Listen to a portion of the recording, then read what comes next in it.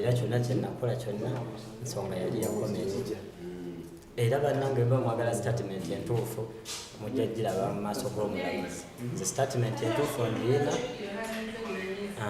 bannange statement entuufu yonna ngiina era ngenda gyogera mu maaso g'omulamuzi na buli kituufu kyekyaliwo n'ekigendererwa twali kuki kigendererwa kyekyalimu ekyo byonna ngenda byogera mu maaso g'omulamuzi era nga ndi mwetegefu okwogera buli kimu ndi mwetegefu okusaasaanya buli kimu statement ze bankozeseza ku poliisi nga ndi mulwadde zonna zaayisewo naye nabadde mulwadde nadde sitegeera byonna binawadiibinalwadde nga ndi mulwadde era nasabye ensonyiibwe kyekisonyiwa era kyekindeese mu oddamu okuteebwa oyinza okuddamu okukola ebintu ng'ebyo sisobola nakuddamu kwesembereza tiktok akamuti ogenda gidiriitinga nenkola ebinzimba tiktok tegasa wabula ezabuza abantu mabega tosobola kukozesa tiktok mu good way sisobola kuddamu nakuregisteringa akawunti ya tiktok sisobola nakuddamu kwesembereza tiktok sisobola nakuddamu ndowooza kulaba na tiktok kyekingo nkigende maama w'omwana oyo maama w'omwana obubaka bwempuweereza mu nsi sinze muntu asoose okusobya sinze muntu asoose okukola ensobi naye nsaba kunsonyiwa ebbanga lyonna lyemberedde mu kaduukulu ebbanga lyemberedde mu komera bannange enjize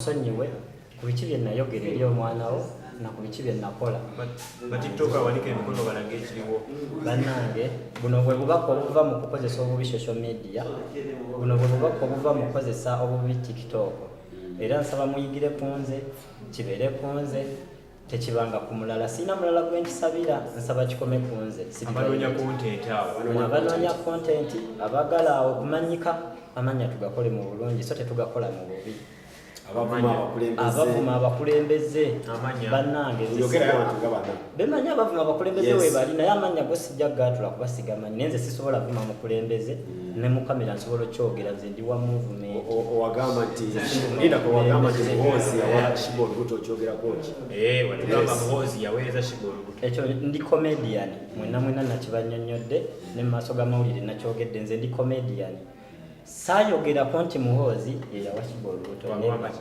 ekyo sikyogerangako sikiisanko mu kamwa kange wabula nagamba ku baana ababiri ani taata w'omwana naye saagambako nti muhozi taata muhozi sisobola mwogerako kintu kibi muzeeyi Museveni siyinza mwogerako kintu kibi kuba nkulidde ku mulembe gwe jjajja wange yabonaabona ku mulembe gwabwe jjajja wange anyway ne taata wange yali musirikale mu magye ga Museveni sisobola kuyisa bubi gavumenti eriko kuba tenfuze bubi oyagala obeere ki era ngenda kutema nnyama yange empaka abamanyi wentemera ennyama ngenda tema nnyama nzire mu bucha nteme ennyama nakoze ne bulanche endala bannange gye batukoledde naye nga bagikoledde mu komera ennyama muliko omusajja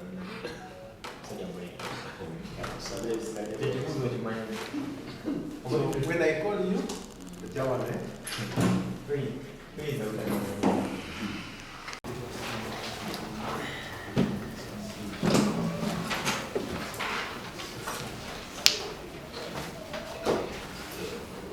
Uganda versus walakira picha oli musajja wa myaka 21 oli mufumbira era oli kazanyirizi comedian wamu n'okutema ennyama oli mutuuze w'ennamunye mu Jobala Estate emuntundwe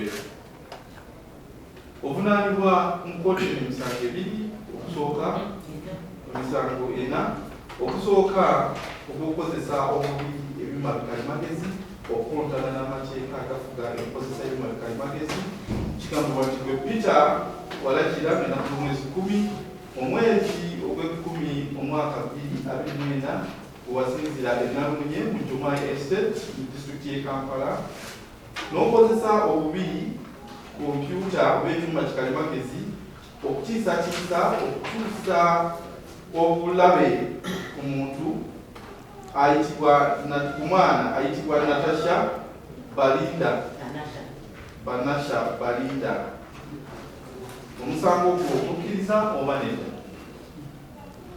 omusango ogwo ngumanyiko omusango ogwokubiri okulondoola omuntu oba kiyite stalking okukontana n'amateeka agafuga enkosa y'ebyuma bikalimagezi kigabibwa nti Kwebaka Peter ng'enaku z'omwezi 10 omwezi ogw'ekkumi omwaka 2024 ng'osinziira mu disitulikiti y'e Kampala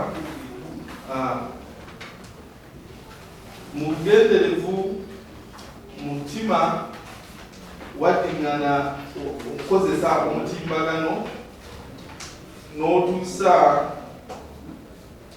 obulumi ku Tanasha Balinda wamu n'abazadde be nga otiisatiisa okutuuza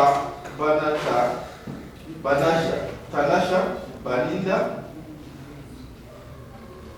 obulabe ekyaleetawo okutya omusango okukkiriza oba nedda? Nedda. Omusango ogwokusatu okuwa obubaka obujjudde obukyayi. Obuvunaanyizibwa omusango ogw'obubaka obujjudde obukyayi wakiyite hate speech okukontana n'amateeka agafuga enkozesa y'omutimbagano Kwebaka Peter ng'enaku z'omwezi 10 omwezi ogw'ekkumi omwaka 2024 ng'era okusinziira ku disitulikiti y'e Kampala wasaasaanya obubaka ng'oyita ku mutimbagano gwo nga kugendereddwamu okuttattana n'okutyoboola ekitiibwa eky'omwana Tanasha Balinda. Omusango okukkiriza oba nedda? Nedda ssebo w'ekitiibwa omulamuzi. Omusango ogwokuna okusaasaanya obubaka nga tokkiriziddwa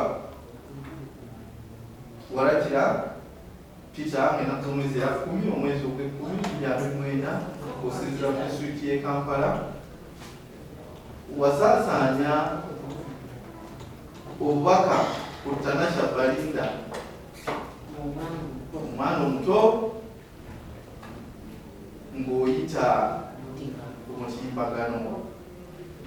Omusango ogw'okukkiriza oba nedda? Ow'ekitiibwa omulamuzi, omusango gwe nagwo nedda. On count 1 on cyber harassment, you say Manyiko. What do you mean by Manyiko? What do you mean by that? You plead guilty or not guilty? Ow'ekitiibwa omulamuzi, omusango gwo ngumanyiiko. What do you mean naye by siyenze Manyiko? yakukola. Kiki ky'otegeeza ogamba nti omusango ogumanyiiko? Okkiriza nti omusango guwaguza oba nedda? Ngumanyiiko gw'omusango naye siyenze yagukola. Not guilty. State.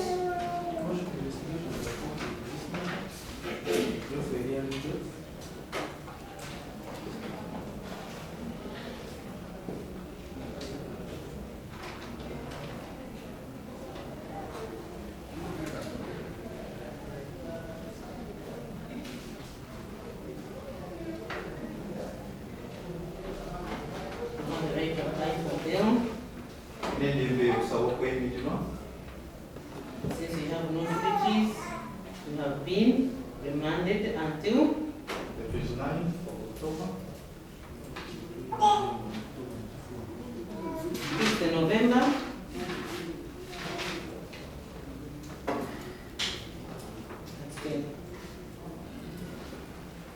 Koti ekusindise kwa limanda tusanga ennaku z'omwezi 5 omwezi gw'ekumi 2024 lunokolezebwawo mu maaso g'omulamuzi Omutebi.